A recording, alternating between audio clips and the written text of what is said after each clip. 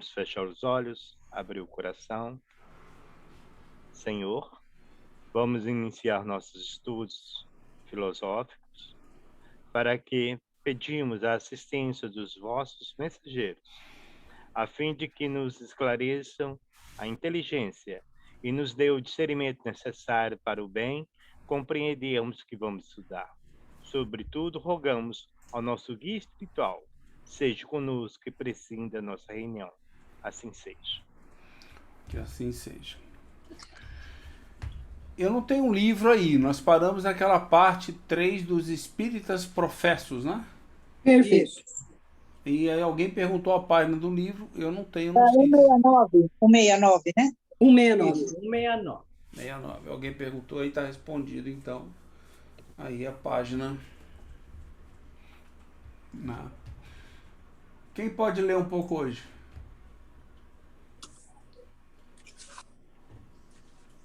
Eu posso. Quer que eu leia? Então lê, dona Miriam. Vamos lá. Espíritas professos. Em nada, o contrato da sociedade anônima, por incrível que pareça, menciona a qualificação de espírita para os sócios.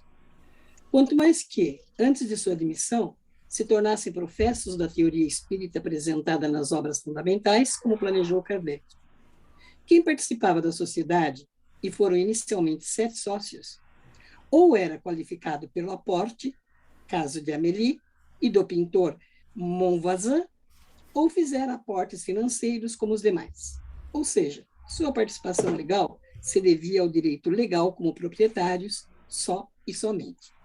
Nada relacionado com sua qualificação enquanto espíritas, nos moldes de uma empresa e não de uma sociedade de estudos. Inclusive, um dos sócios investidores, que foi eleito administrador da sociedade, era um funcionário da editora, chamado inicialmente por Kardec para gerenciar as atividades da livraria espírita. Em lugar nenhum há indícios que fosse espírita, nem jamais participou de qualquer reunião da sociedade parisiense ou de artigos da revista espírita.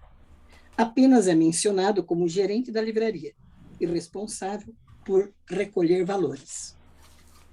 4. Declaração de compromisso dos membros do comitê.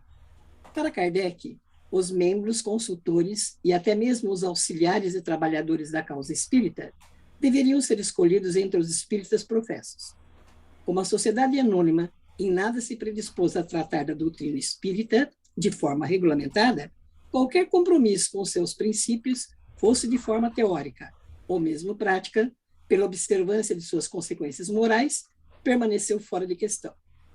Para agravar esta questão, seguindo as permissividades do contrato da sociedade anônima, o discípulo dileto de Jean-Baptiste Roustan, Jean Guérin, inimigo da causa espírita, viria a tornar-se mais tarde o dono majoritário da sociedade em troca de um terreno com uma casa. Feito isso, tomou posse de seus bens, fazendo uso da revista espírita para atacar as ideias de Kardec e promover as de seu mestre Roustan, baseado na obra Os Quatro Evangelhos, ditada pelos inimigos invisíveis. Tudo aceito e engedrado pelos plenos poderes do único administrador então empossado, Lemarie. Continua? Sim. Sim. Hierarquia. Até aqui tudo claro, né? Uhum. Então tá bom. Hierarquia por maioria.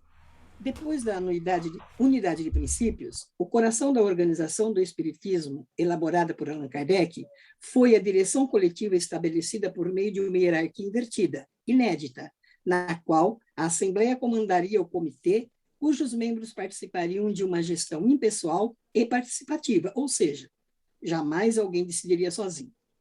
Kardec imaginou que somente assim seria possível conceder ao grupo a responsabilidade fundamental de gerir pelo Congresso, sob as vistas de todas as sociedades espíritas, tendo como origem os ensinamentos dos espíritos superiores, uma investigação perpétua sobre os fatos e as teorias espíritas para confirmá-las ou contradizê-las.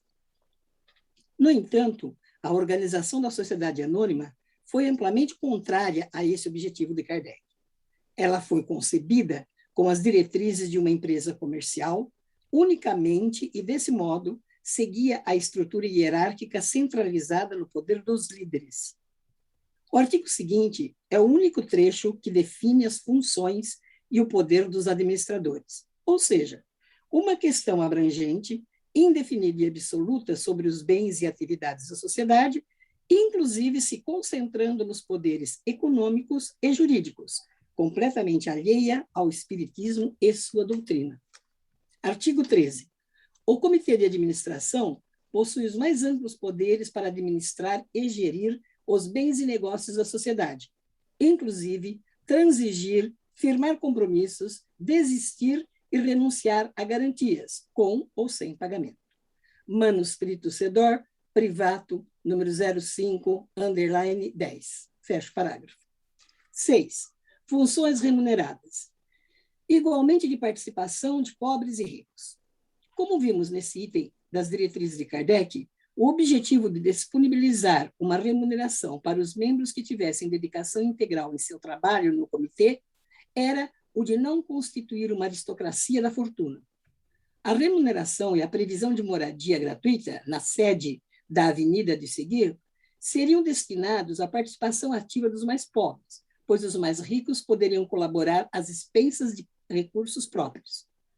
Na contramão desse princípio, o que a Sociedade Anônima fez em seu contrato foi propriamente uma aristocracia do capital, pois cada sócio que aportou em espécie disponibilizou a quantia de 2.000 francos e visava um retorno entre lucros e dividendos e participações de mais de 4.000 francos em apenas um ano, mais do que dobrando o valor investido. Por fim, a participação societária de Guérin, em 1883, Goderich, 2018, página 241, veio pelo aporte de 108.000 francos, ou seja, não só a hegemonia do poder econômico invadiu a sociedade, como ela foi vendida, junto com seus bens, por essa fortuna. Para concluir essas absurdas transações, em setembro de 1883, Guérin emprestou 30.000 francos para a Sociedade Anônima, tendo como garantia os imóveis da Avenida de Seguir, que, no projeto do Espiritismo elaborado por Kardec, seriam destinados à organização do Espiritismo e fonte de capital para a manutenção do Espiritismo.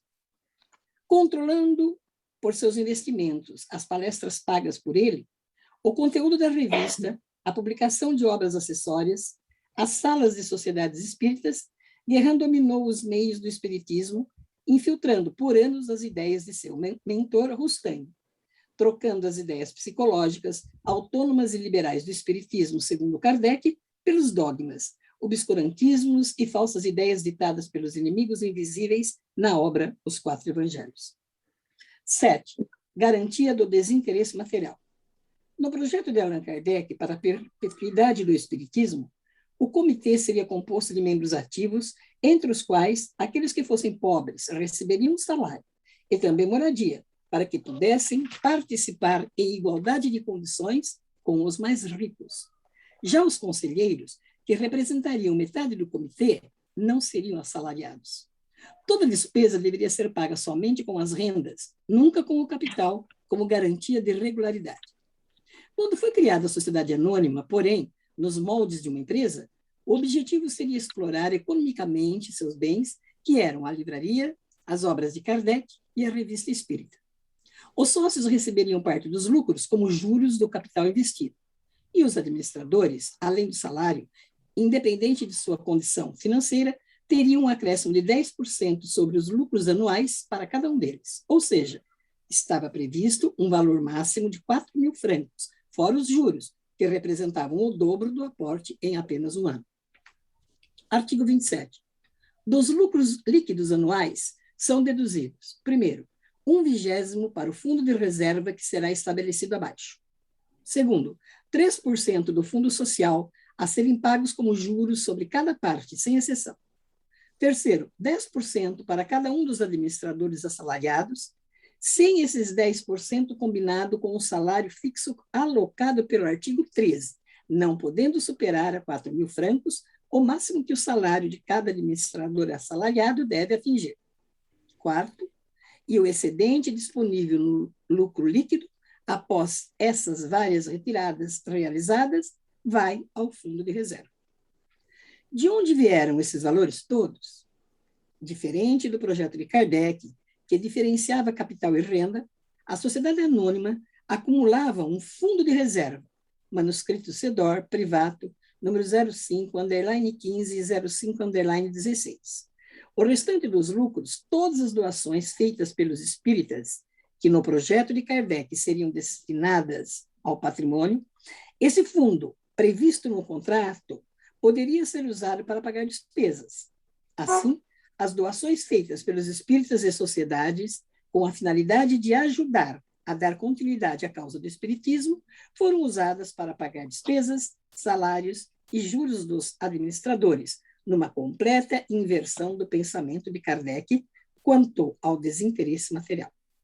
Considerando que o capital social era de 40 mil francos, o excedente de 4 mil francos já poderia ser utilizado para despesas gerais e pagamentos de juros aos sócios. Artigo 29.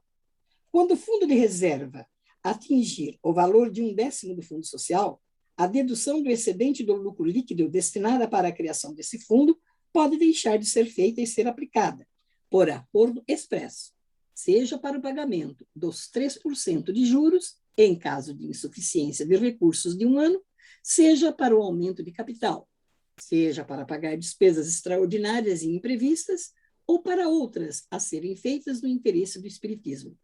Ibidem, grifos nossos. Em completa oposição a essa medida, vamos lembrar o que Kardec considerava basilar, que as doações e bens deveriam ser destinados ao capital do espiritismo, despesas somente proporcionais à renda, nunca em proveito pessoal. Declaramos, pois, formalmente, que nenhuma parte dos recursos que disporá a comissão será desviada em nosso proveito. As despesas obrigatórias, estando quitadas, sem que jamais possa disso fazer seu proveito pessoal, nenhuma fonte de especulação de nenhum de seus membros. Kardec, Revista Espírita, 1868, dezembro, página 24 e 25.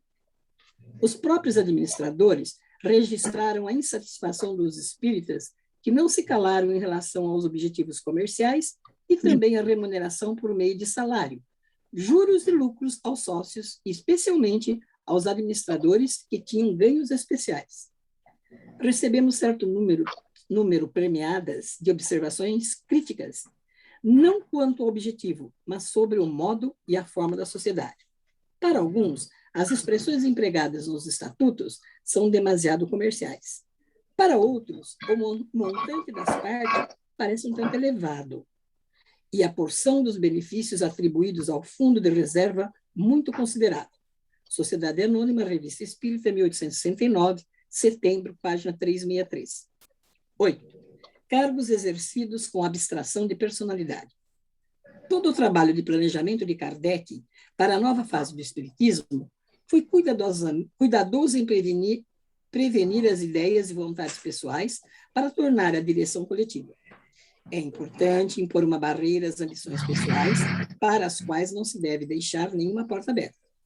Como exemplo, o presidente seria, por um ano, membro ou conselheiro, com autoridade estritamente administrativa. O contrato da sociedade anônima, porém, deu todo o poder para 3 administradores, sem qualquer compromisso firmado com a unidade da doutrina espírita, podendo publicar as obras que desejassem, redigir a revista espírita ao seu gosto, sem qualquer vínculo com as pesquisas e comunicações recebidas na Sociedade de Paris. Esta nem sequer foi mencionada no Estatuto. Com o passar dos anos, pioneiros fiéis a Kardec, como Bert Fropo, Gabriel Delany, Leon Denis, Henri Sauce, o casal Roussin, a própria Amélie e tantos outros, criticaram indignados os desmandos que ocorriam na sociedade anônima, tanto nas questões doutrinárias como nas financeiras e administrativas. Infelizmente, porém, os desmandos, mesmo que absurdos, estavam respaldados pela permissividade do contrato, que não se destinava a uma sociedade cultural, mas sim a uma empresa comercial. 9. Aperfeiçoamento contínuo do programa. A sociedade anônima foi criada, segundo os próprios administradores, sobre as bases ordinárias das sociedades comerciais, sendo que possui um objetivo eminentemente filantrópico e moralizador. Essa contradição eles admitiram. Em verdade, em nenhum ponto do contrato a sociedade criada por eles atende ou se compromete com as questões de moral, caridade ou filantropia. Todavia, perante o público, fizeram promessas futuras. Aliás, por força de um artigo especial relativo às modificações a serem feitas nos estatutos, a sociedade estará sempre habilitada a marchar com os acontecimentos, a modificar-se e a transformar-se se as circunstâncias lhe o permitirem, ou se o interesse do espiritismo nisso vir uma necessidade. Sociedade Anônima, Revista Espírita, 1869, agosto, página 337. Nada disso se cumpriu. A sociedade foi administrada por Deslian e Bitar por pouco tempo. Miriam? Oi, só um minutinho. Só um minutinho. Gente, alguém tem alguma dúvida em relação ao que nós lemos até aqui? Alguma pergunta?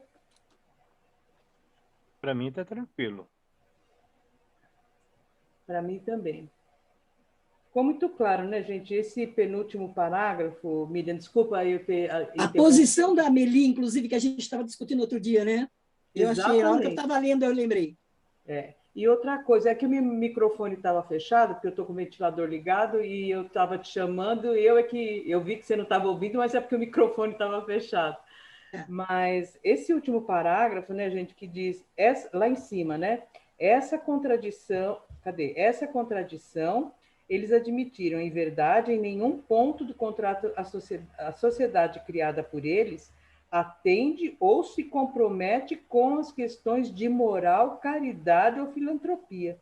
Quer dizer, era exatamente, né, o oposto de tudo que Kardec tinha planejado, né? Verdade. Então, sigamos.